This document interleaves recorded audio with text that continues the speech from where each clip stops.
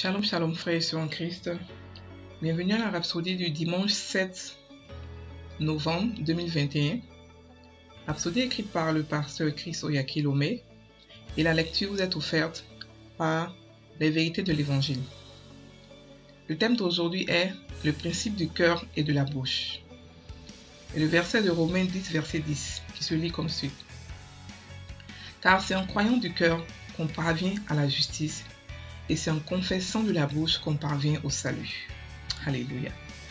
Le pasteur Christ dit, l'apôtre Paul, dans Romains 10, verset 8 à 10, nous montre le principe du salut.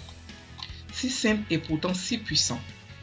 Quand vous confessez que Jésus est le Seigneur de votre vie, en croyant dans votre cœur qu'il est mort pour vous et que Dieu l'a ressuscité d'entre les morts, ces déclarations ou proclamations de votre foi vous propulsent dans le règne du salut.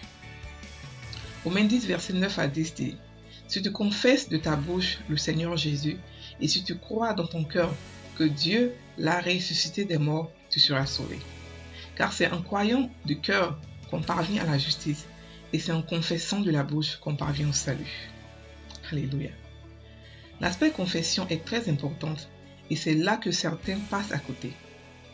Dans leur cœur, ils savent que Jésus est Seigneur, mais ils n'ont jamais confessé consciemment sa seigneurie sur leur vie. Et sans cela, il n'y a pas de salut. Ainsi, dans votre œuvre évangélique, expliquez cette importante réalité à ceux à qui vous rendez ministère. C'est le principe du cœur et de la bouche. Vous ne pouvez pas opérer l'un et laisser l'autre. Le verset 8 précédent de Romains 10, verset 9 à 10, que nous avons lu, plutôt dit, que dit-elle donc? La parole est près de toi, dans ta bouche et dans ton cœur. Or, c'est la parole de la foi que nous prêchons. Si vous ne proclamez pas le salut, le salut ne sera jamais activé. Car le salut est activé par votre confession.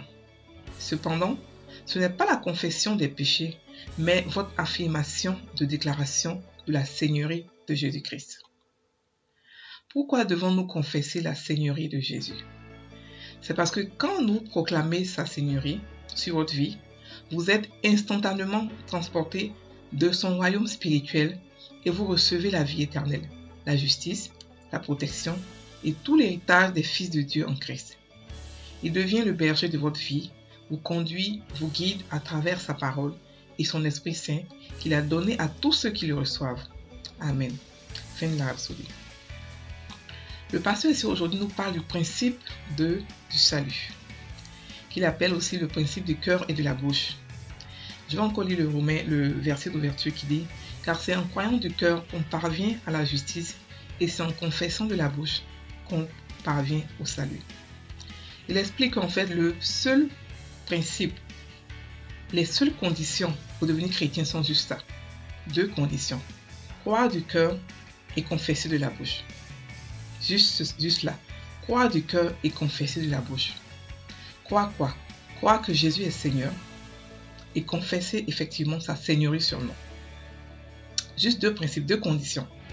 Paul n'a pas parlé dans le livre de Romains de confesser les péchés. Il a dit seulement croire du cœur et confesser de la bouche. C'est tout. Mais confesser quoi? Confesser la Seigneurie de Jésus. Confesser, croire du cœur qu'il est vraiment ressuscité des morts, qu'il est vraiment l'enfant de Dieu, et croire et confesser cela.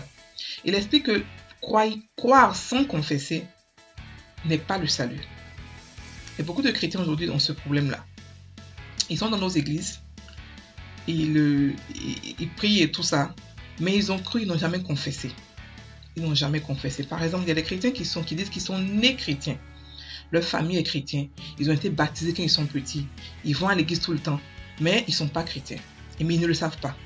Pourquoi? Parce qu'ils n'ont pas confessé. Ils ont cru, ils ont fait juste la moitié de la condition pour devenir chrétien. Croire du cœur. Mais ils n'ont pas confessé la Seigneurie de Christ.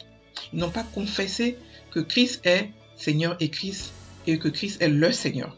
Ils ont cru, mais n'ont pas confessé ça sur leur vie. Et c'est la confession là qui nous transporte du royaume de Satan au royaume de Christ. Donc il faut le confesser parce que Dieu est un Dieu qui donne le libre choix. Voilà, il donne le libre choix, il ne force personne.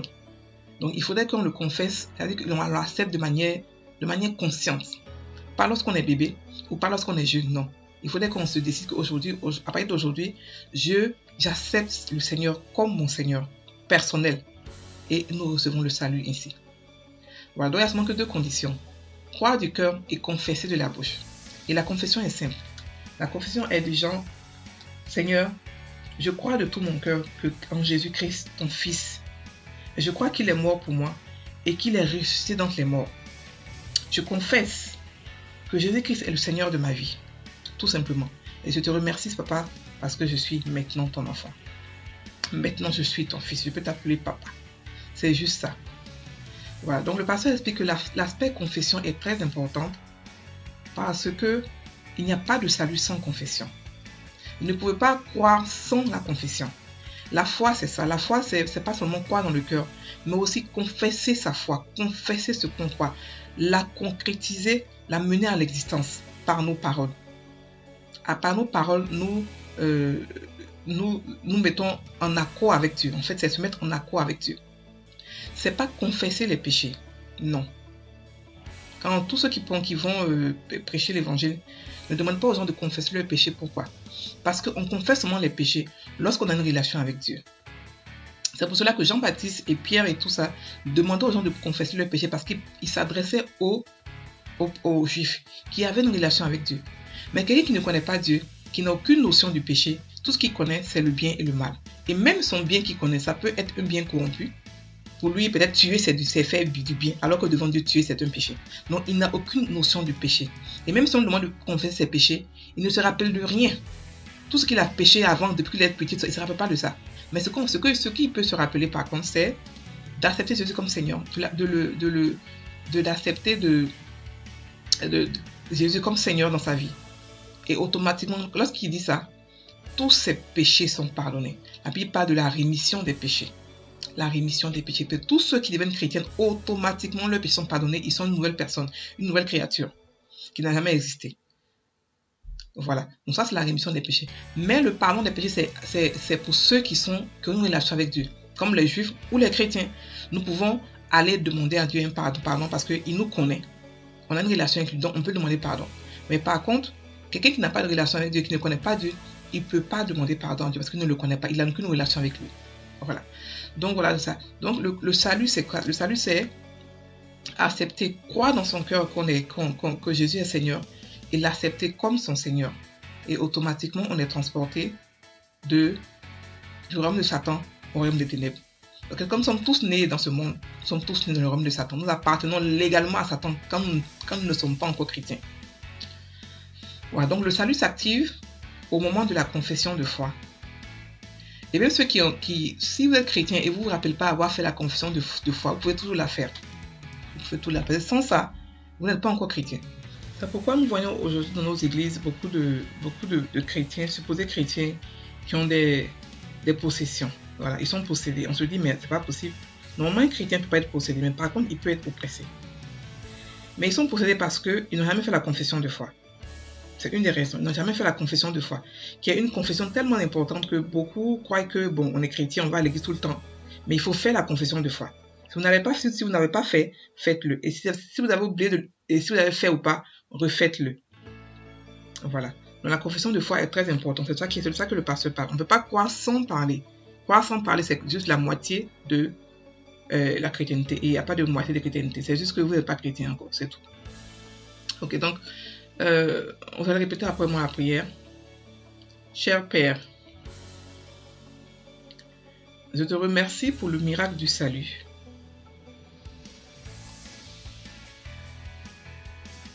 Et pour la justice qui a été révélée à travers l'Évangile. Jésus est le Seigneur de ma vie. C'est pourquoi je me prélasse dans sa grâce. Sa grâce qui sauve, qui guérit, qui délivre.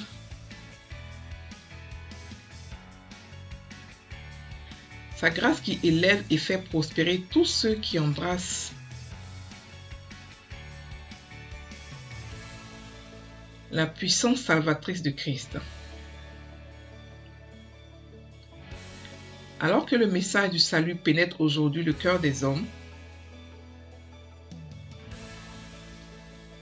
la foi est attisée en eux pour recevoir le don de la justice.